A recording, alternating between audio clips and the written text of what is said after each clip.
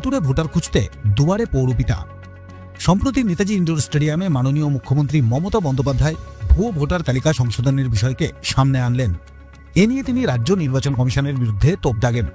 এরপরই রাজ্য রাজনীতিতে ঝড় উঠেছে। রাজ্যের প্রতিটি শহরে চলছে ভুতুড়ে ভোটার খোঁজার অভিযান। ভোটার লিস্ট ক্লিন করতে হবে, তা নাহলে ইলেকশন যাওয়ার কোনো প্রয়োজন থাকবে না। যেখানে যেখানে অনলাইনে সব করেছে, একটা এজেন্সিকে দিয়ে করানো হয়েছে। তারা কি করেছে? এদের অনলাইনের কারসাজিটা আপনাদের আমি দেখাচ্ছি।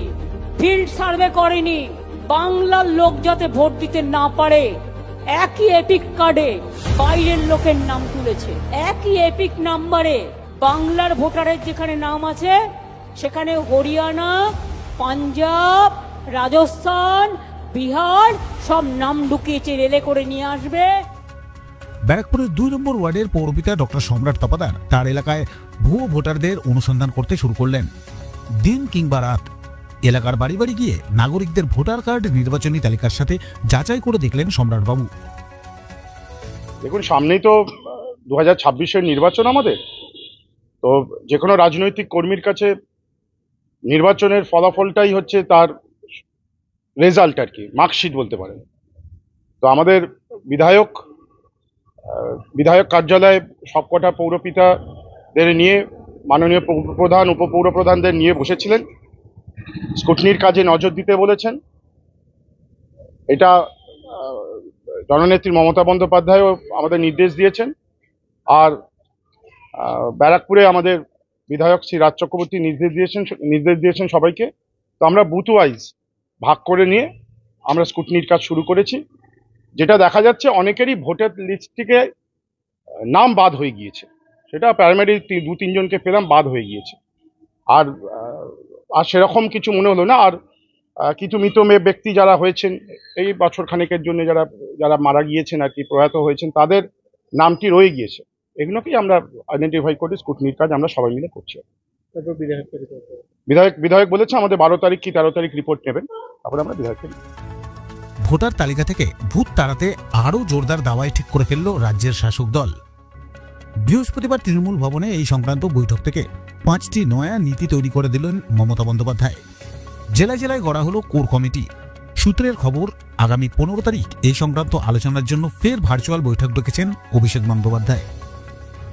সংক্রান্ত একটা কমিটি করে দিচ্ছি। তাদের রোটেশন অনুযায়ী অফিসে 4 জন করে বসতে হবে এখন কাল থেকে রেগুলার। তারা বসবেন এবং তারা কথাগুলো শুনবেন, সমাধান করবেন। না করতে পারলে আমাকে যোগাযোগ করবেন। সুব্রত বক্সি নেতৃত্বে একটা কমিটি করে দিচ্ছি স্টেটে। সুব্রত বক্সি, অভিষেক বন্দ্যোপাধ্যায়, কল্যাণ ব্যানার্জি, সুজিত বোস, মলয় ঘটক, পার্থ ভৌমিক, ডেরেক অব্রায়েন, উদয়ন গুহ, বিপ্লব মিত্র, অর্পিতা ঘোষ, মমতা বালা ঠাকুর, কাকুলি ঘোষ দস্তিদার, অরূপ বিশ্বাস, ফিরাদ হাকিম, দেবাংশু, চন্দ্রিমা ভট্টাচার্য, মালা রায়, সুদীপ বন্দ্যোপাধ্যায়, আমাদের নির্মল বাবু, সুমন কাঞ্জিলাল আলিপুরদুয়ারে, শামিরুল রাজ্যসভার এমপি, বাপি হালদার, পুলক রায়, জগদীশ বাসুনিয়া, মোশাররফ হোসেন, ঋতব্রত ট্রেড ইউনিয়নের, ডক্টর মানস ভুইয়া মিদনাপুরের, বীরবাহা হাসদা ঝাড়গ্রামের, রাজীব ব্যানার্জি, ব্রাত্য বোস, প্রকাশচিক বারিক, স্নেহাশিস চক্রবর্তী, সায়নী, তিনাঙ্কুর, বেচারাম মান্না, আমি সব্যসাচীকেও রাখি। কিন্তু আমরা দেখছি যে আইন বহির্ভূতভাবে প্রত্যেক স্টেটের জন্য নতুন করে একটা অ্যালফাবেটিক্যাল কতগুলো অ্যালফা ঠিক করে দেওয়া হয়েছে। যেমন কোনো জায়গার মানে বিধানসভার জন্য একটা বিধানসভার জন্য XYZ, রাজ্যের জন্য আর এক রকমের। এই যে অ্যালফা ঠিক করে দেওয়া, এটা কিন্তু রুল বলে না।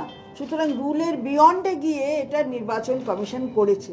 যে আমাদের ভোটার কার্ড ছিল তাতে আমরা কোন অ্যাসেম্বলির ভোটার, কোন পার্লামেন্টের ভোটার স্পেসিফিক ছিল। এখন এই নতুন করে একটা করতে গিয়ে, এটা উদ্দেশ্য প্রণোদিতভাবে করতে গিয়ে এরা এটাকে নিয়ে ছেলে খেলা করছে। দ্বিতীয়ত হচ্ছে, যদি ইনকাম ট্যাক্সে থাকে, যদি পাসপোর্টে থাকে, ইউনিক আইডি নাম্বার যদি আধার কার্ডে থাকে, তাহলে কেন ভোটার আইডিতে ইউনিক আইডেন্টিটি নাম্বার কেন থাকবে না? তো প্রশ্ন যে ইলেকশন কমিশন নীরব কেন? এর পিছনে কি চক্রান্ত রয়েছে, কি উদ্দেশ্য রয়েছে, এটাই আমাদের মূল প্রশ্ন। নির্বাচন কমিশনকে ঘুম ভেঙে জাগতে হবে এবং মানুষের ভোটাধিকার প্রয়োগের সুযোগটা করে দিতে হবে। সজাগ মমতা বন্দ্যোপাধ্যায় সজাগ, আমরা এর বিরুদ্ধে আমরা লড়াই করছি এবং আমাদের অর্গানাইজেশন রয়েছে, সংগঠন রয়েছে, সাধারণ মানুষ সঙ্গে রয়েছে, মামাটি মানুষ সঙ্গে রয়েছে। একটা বাইরের ভোটারও যাতে না থাকে তার জন্য যতখানি আন্দোলন করতে হয় আমরা করব। ব্যারাকপুর থেকে ভিডিও জার্নালিস্ট তপন রায়ের প্রতিবেদন, ব্যারাকপুর টাইমস।